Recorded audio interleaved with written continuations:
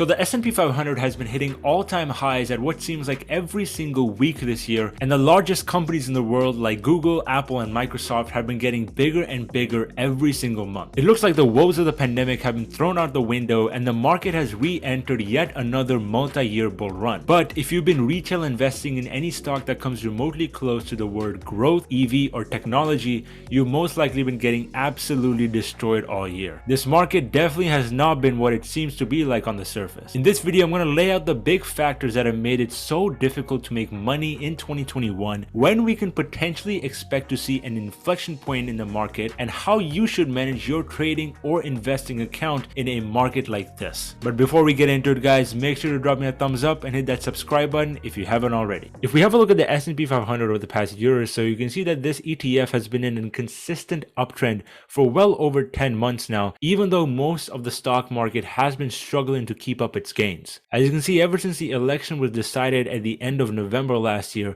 the market has been in a consistent buy the dip mode where every single pullback has been bought up extremely aggressively. After we had the March 2020 crash in the pandemic, we had a huge aggressive buyback phase and then a period of consolidation for around 2 months, and that really did not last that long until we saw another bull run start for the next 9 months or so. So on the surface, if you look at the weekly chart and zoom out, the S&P 500 definitely looks very overbought, but the reality is that underneath the surface, a bunch of different sectors and a bunch of different types of stocks are actually struggling quite a bit right now. Let's have a look at a stock like NIO, for example, which is the Chinese electric car maker that was gotten so popular after we saw the Tesla bull run happen last year. But as you can see, ever since the start of the year in the January to February time frame, we've seen this very aggressive pullback where the stock has done basically nothing. We've had big sell-offs and then we've had big rallies, but overall the stock has really not moved anywhere, which has definitely frustrated a lot of retail investors who think the S&P 500 has been going consistently up, yet their portfolio hasn't. You can see a very similar trend in a stock like Teledoc, which was one of the most hyped up stocks last year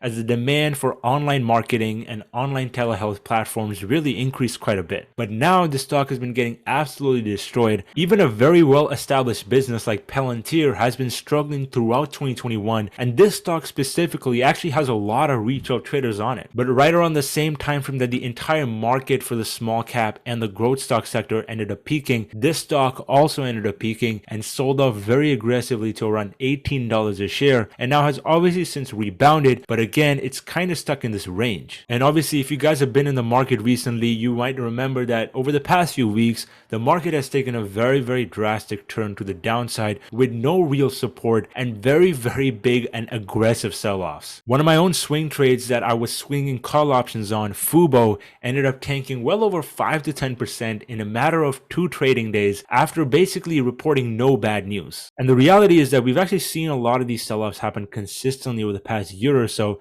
in 2 to 3 month gaps. And there are generally 2 major reasons for why this has happened. The biggest cause for this is primarily inflation, which has caused a lot of hedge funds to rotate money out of more speculative and high growth companies into companies that are much safer bets like Microsoft, Apple, and Google. When you have such a huge economic stimulus round like we saw in 2020, we will often see huge inflation expectations for the next couple of years as more and more money is now in circulation. And when the cost of goods increases, the companies that have very high growths and that are not profitable yet will definitely have their valuations hurt quite a bit because companies' profits will naturally come down. And as we've seen through stocks like Tesla, the retail trader community really loves investing in stocks that are very high growth and that Wall Street might often consider very speculative. And this has been one of the main reasons why hedge funds have been moving their money either into cash, into bonds, or into very safe investments like Apple, Microsoft, and Google. And this actually makes a lot of sense because the S&P 500 is mostly weighted towards these very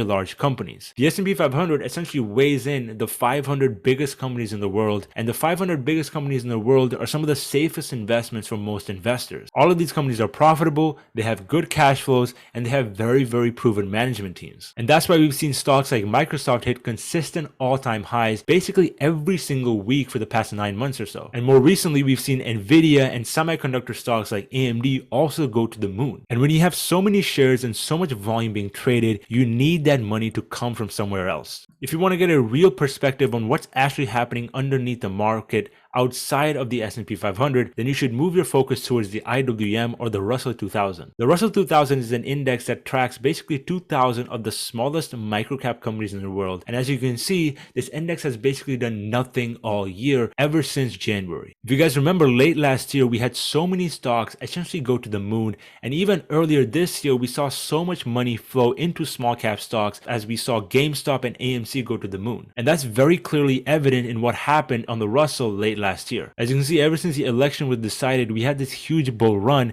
and the RSI reached extremely overbought levels. And we all know that pullbacks are inevitable in the market, but in this case, the Russell 2000 ended up pulling back for 4 to 5 consecutive months. However, recently, as you can see, this index ended up breaking out aggressively on a lot of volume at the end of last month and at the beginning of this month. This is actually a very, very big thing and could potentially be a big inflection point in the market, which is why I've personally been buying and holding a lot of small caps and micro cap stocks over the past month or so. As you can see, for the past 9 months or so, we were not really able to get above that $234 resistance level, but more recently we ended up breaking through that on very high volume. And the thing is, the market does not go up in a straight line, so whenever you do see a breakout, you will often have a pullback that accompanies it. And in this case, as you can see, we're pulling back right to that 50-day and that 200-day moving averages, which tells me that there could be a lot of support and a lot of buyers that are sitting in here to step up and bring this index back to the highs. The XBI is also another ETF that is very important to track if you want to get a gauge on the health of the small cap market.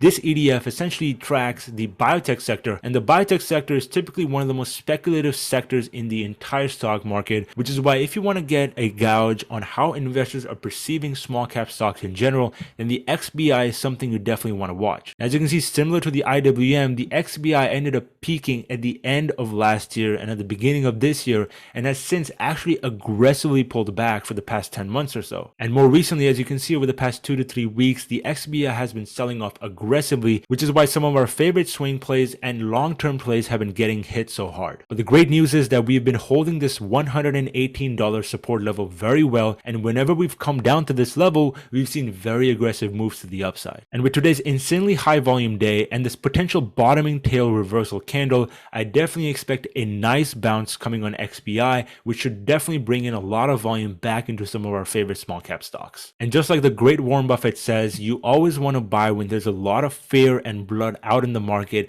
and sell when there's a lot of greed in the market. And it's safe to say that right now we're in a very, very big fear period, whereas late last year we had a huge greed period. So the bottom line is that if we see the XBI index break out of this very big channel in the very near term, we could see a big movement and a big flow right back into our favorite small cap stocks. And the same case is true with the Russell 2000 or the IWM, which as you can see is testing this resistance level once again. And if we hold this, I expect a big move coming into small caps over the next few months into the end of the year. As for me personally, the stocks that I've been buying very aggressively the past few days include C3AI, which is ticker symbol AI, Corsair Gaming, which is ticker symbol CRSR, and Zynga, which is ticker symbol ZNGA. All three of these are extremely high growth software stocks with very good management teams that have been extremely oversold over the past 9 months or so, as both the XBI and the IWM have been pulling back. And in my experience, the most wealth is always built when you're investing when nobody else wants to invest in the stock market. And it's safe to say that right now we're in a phase where software,